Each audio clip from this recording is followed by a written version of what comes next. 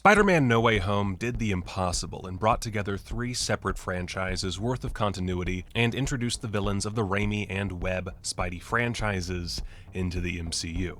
Whether it was your cup of web fluid or not, I think everyone can agree that seeing all those classic baddies was pretty cool, and so it wouldn't be surprising to see more of them in the future. But in my opinion, that you admittedly didn't ask for, what I'd really like to see is Spidey taking on some new blood. Now, I'm not saying make up new villains, screw that noise. I'm saying we need to bring in some of Spider-Man's big, fun rogues gallery. Out of all the comic book heroes, for me, only Batman really compares in terms of sheer villain quality and quantity. And while I fully expect and look forward to the next appearance or iteration of Doc Ock or Green Goblin, I think it's safe to say we've seen some pretty definitive versions of those characters. While I'm sure we'll eventually get a Heath Ledger to Willem Dafoe's Jack Nicholson at some point, how exciting would it be to see some of Peter Parker's more outlandish foes like Grizzly or Big Wheel or even Screwball?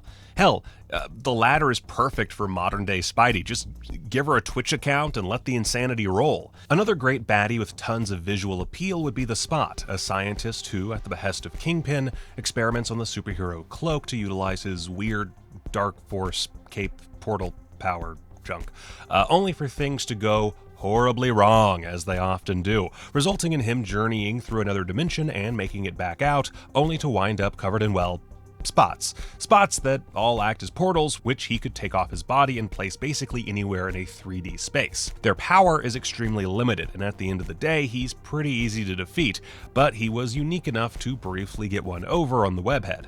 He also briefly teamed up with the Kangaroo, Grizzly, and the Gibbon, some less than stellar enemies of Spidey's, and honestly, seeing them as the big screen gang under the Spot, perhaps as the B-story villains distracting our hero while another more nefarious plot is afoot, would just be a delight. Although hopefully any cinematic version of the character would have a more deadly, nuanced appeal, such as in Amazing Spider-Man number 589, where he takes revenge against a gang for injuring his son in a drive-by shooting.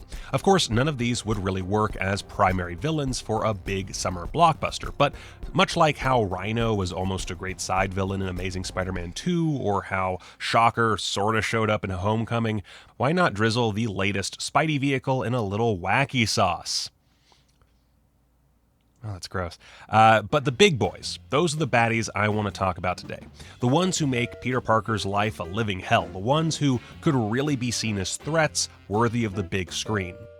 Oh, and just letting you know up front, I'm not including Scorpion because A, the character has already technically been introduced, and B, he's almost definitely going to be in full Scorpion mode sooner rather than later, and I predict that he'll either be a side villain or a member of the Sinister Six. I'm also not including the Jackal because, holy crap, how do I even explain all that Clone Saga nonsense in a short video? Screw that noise. So anyway, moving on. The obvious big bad, of course, as kinda seen in the sky maybe during the big finale of No Way Home, and set to show up in the sequel to that Spider-Man video game that took over our lives for a hot minute, is Kraven the Hunter. Kraven is great for a number of reasons. For one, he's an apex predator who has trained his body with the help of Calypso's voodoo junk to be the ultimate weapon and who has hunted down pretty much every big game creature known to man. He comes after Spider-Man in the comics and is defeated multiple times, and in doing so, forms a kinda respect for the wall crawler. However, his most famous story is of course Kraven's Last Hunt, in which Kraven seemingly kills and buries Spider-Man, finally winning, and wanting to prove that he's better than the web slinger, even dons the costume and Spider-Man's identity. I don't really have time to dig into the sheer brilliance of this story. YouTuber Matt Draper actually has a great video on it if you're unfamiliar, but the point is, Kraven is a great multi-arc villain. You could perhaps introduce him as part of the Sinister Six and get all the big points across, and in a sequel allow Tom Holland, or Andrew Garfield, to delve into true darkness, exploring mortality itself and mental illness, and adapt Kraven's Last Hunt. Now, would I fully expect the MCU to make that kind of film? Not really. Oh, I get it. Ow, that hurt. I get it. Hopefully Sony can finagle a deal to do, like, I don't know, maybe an Amazing Spider-Man limited series. Something like that would work wonders for a Kraven arc and finally give one of Spidey's greatest foes the cinematic treatment he deserves.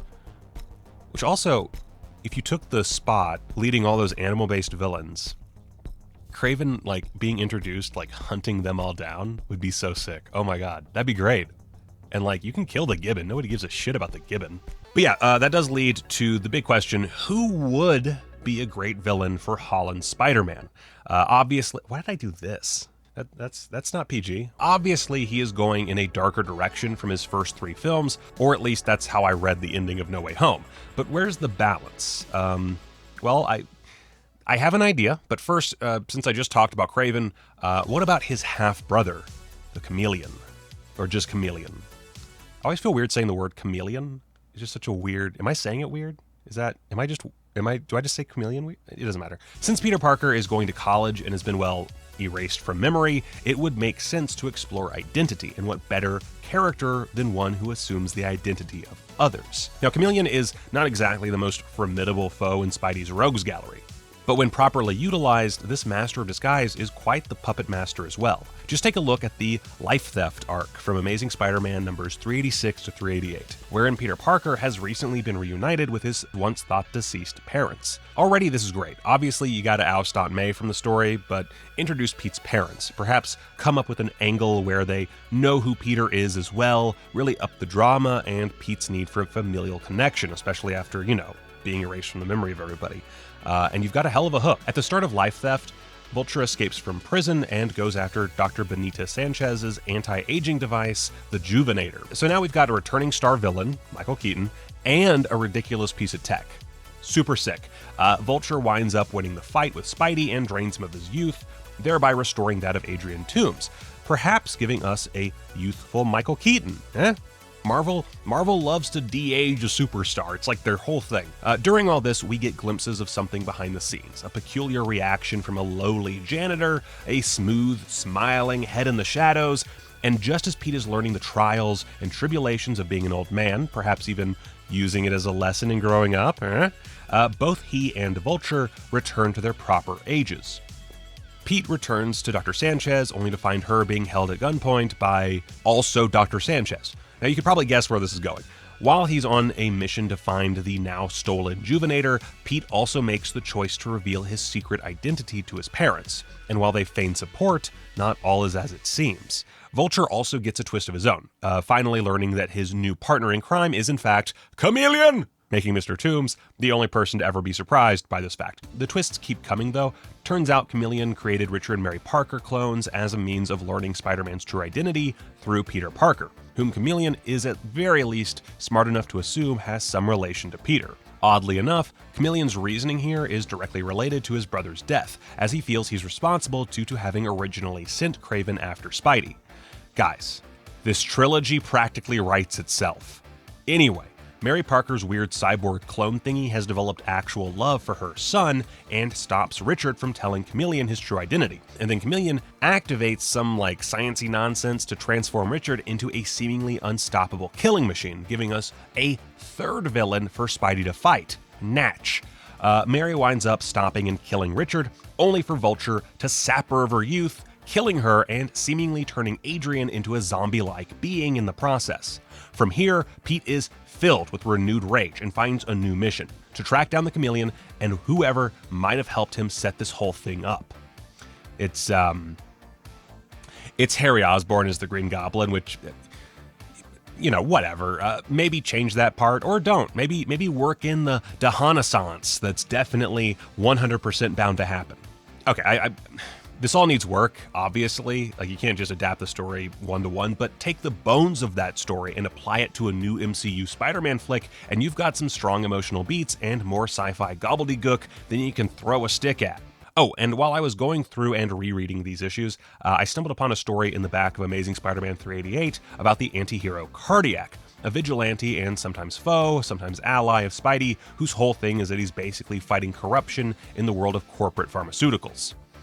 He's like that Denzel Washington movie and the Punisher, kind of like John Q. Is that right? It's John Q, right? Yeah, if John Q and Punisher had a weird movie baby. Which, not saying that would be super topical and work really well in the current hellscape we call life, but not saying it. Heck, he even replaces his heart with a beta particle reactor, giving him his powers and thereby creating a sorta link back to Tony Stark if we're really trying to dig in the MCU connections. There might be something there. Anyway, you know who I really want to see in the MCU's main continuity Spider-Man movies? Mr. Negative. Holy butts, ever since Martin Lee's crime boss started raising hell in the Brand New Day arc in 2008, I was hooked on this guy. He's got one of those designs that makes you wonder, how is this not a thing yet? And the kind of power set and professional demeanor that makes him more than a match for your friendly neighborhood Spider-Man. Additionally, Martin Lee's story is a fascinating exploration of two major aspects of our current culture: immigration and the opioid epidemic. Or really any drug epidemic, it doesn't really matter. But he originated as a human trafficker who stole the identity of an illegal immigrant. Well, attempted illegal immigrant. Their ship ran aground and the new Martin Lee was the only survivor.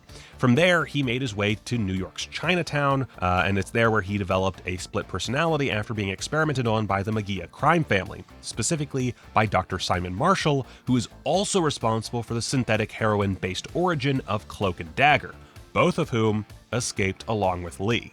But how to introduce Mr. Negative into the MCU? I think I've got it. Admittedly, it would be a lot easier if Aunt May was still alive, but the foundations have kind of been set with her charity work, which is seen here and there in the MCU Spider-Man trilogy. In the comics, Aunt May volunteers with Feast, which is essentially a stand-in for any, American Red Cross-style homeless charity initiative, and does show up in No Way Home.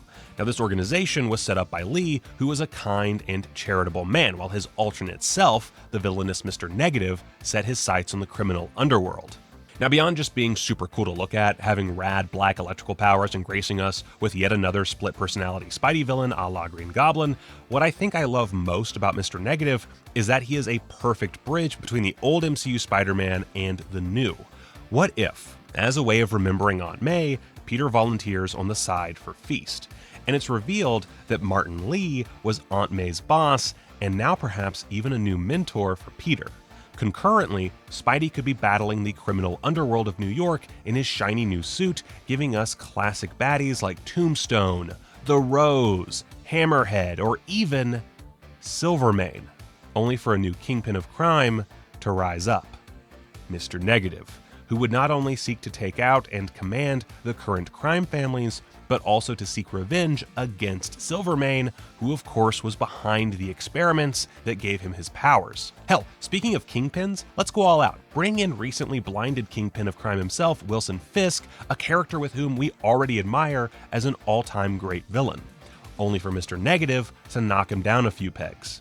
This could then set up his benevolent return after the defeat of Mr. Negative in, oh, I don't know, maybe a Daredevil Spider-Man team-up movie? Yeah?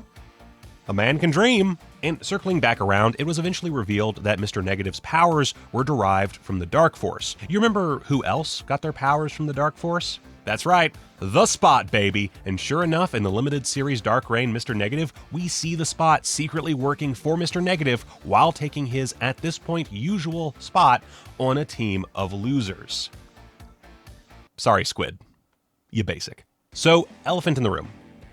Now that I've gone over the characters I'd like to see, I have to bring up a couple who are bound to show up in the comments, specifically Morlun and Hobgoblin. There are plenty more, like Alistair Smythe, for example, but I'm not really supposed to make hour-long epic videos, so let's take a quick look at just these two. Morlun is a multiversal villain. He's the head of a group of baddies who go through the multiverse to destroy animal totems like a sort of energy vampire, which, gosh, that's a whole thing.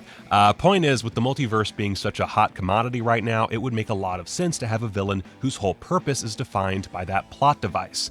Morlun and his family, the Inheritors, are from Earth-1 and are hunting down various spider people in order to destroy them and gain power. That's about as simple an explanation as I can give without this turning into a glorified Wikipedia article. But anyway, Morlun is absolutely a powerful and menacing baddie. He's hunted down and killed all sorts of spider people and Black Panthers and any other animal totem superhero you can think of, all across the multiverse. Dude's a freaky villain. But one of his most notable comic appearances is in the Spider-Verse story. And frankly, that seems like a better place for him to appear: the upcoming Across the Spider-Verse. Sure, we now have a multiversal playground for any new MCU films, and like a billion reasons for the other Spideys to return. But is that what we really want with Spider-Man? Or do we want to take full advantage of the great mind wipe and take Spidey back to his basics and have him take on more traditional conflicts? In my opinion, and again, I know you don't really care that much about my opinion, but in my opinion, that's the way to do it. At least for a few movies, and then maybe bring in the multiversal energy vampire nonsense. The other big one is Hobgoblin, who of course was at one point revealed to be Ned Leeds. While I have my doubts as to whether this will ever actually occur, there is something to be said about the theatrical quality of having the MCU's Ned Leeds turn to villainy without Peter in his life. At the same time, it does seem a bit suspect, although in the comics he is being brainwashed technically after that stupid twist was retconned, but even beyond that, it just doesn't make much sense in his new status quo to bring in the Hobgoblin, who of course is pretty reliant on the existence of Norman Osborn's Green Goblin, who sure now sort of exists within this universe, but it would be a hell of a stretch to get us from Norman's relatively brief appearance to full, presumably overcomplicated Hobgoblin territory. But hey, never say never. Boy, oh boy, the number of B and C grade villains I'd love to see. Jack-O-Lantern, Molten Man, Hydro Man, Man-Wolf, Carrion, Calypso, any of the 10,000 symbiotes. Oh, and lest I forget, of course, we gotta have Black Cat, but Felicia Hardy technically shows up in Amazing Spider-Man 2, so I didn't include her. Still, I bet I see some Black Cat in the college trilogy, y'all.